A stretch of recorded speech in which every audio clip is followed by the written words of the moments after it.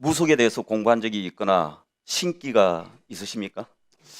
그런 거는 그러시죠? 없습니다. 예. 예, 예, 한번 보시죠. 지난 5월 13일 유세 때 후보자께서 뭐라고 이야기하셨냐? 5월 12일 박정희 전 대통령 생가를 방문했다. 그때 대통령 각하 유경수 여사님, 이번엔 누구입니까? 물었더니 박정희 대통령께서 이번은 이재명이다. 그렇게 말씀하셨다.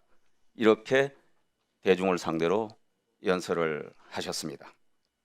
그러니까 그때 이런 기사가 언론에 나니까 우리 후보자께서 언제 무속인이 되었나, 저렇게 한자리 하고 싶을까, 이런 댓글들이 많이 나왔습니다.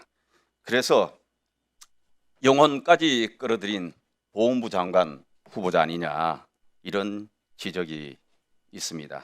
이 대통령실에서 보훈부 장관 후보자로 발표하면서도 국민 통합 이런 이야기를 하셨습니다. 사실은 모든 국무위원들이 국민 통합을 해야 되죠. 그걸 위해서 노력을 해야 됩니다.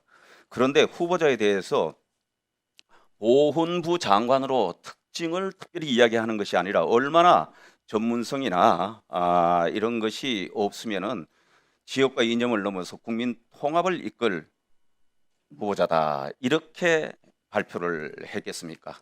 그리고 오늘 존경하는 우리 강민구 의원님께서도 언론을 통해서 지적을 했습니다마는 후보자는 보훈 경력이 하나도 없다. 역대 이런 보훈 수장이 없었다.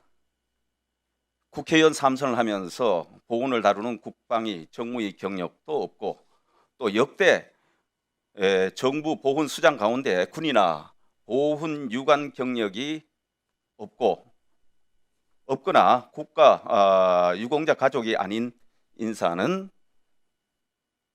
권 후보자가 유일하다, 이런 지적입니다. 역대 33명에 관한 이 조사를 한 결과입니다. 자, 그런데 바로 이런 비판이 있는데 우리 후보자께서 지명되고 나서 바로 첫 일정이 어디였느냐, 외부 일정이 경북 산불 특별법 제정 집회였습니다. 이 지역의 경북에 당시에 청송, 의성 등등 산불 피해 주민들이 와서 특별법 제정을 촉구할 때입니다. 많은 여야 의원님께서 기왕에 법을 벌써 내고 입법 논의가 진행되고 있던 이런 때입니다.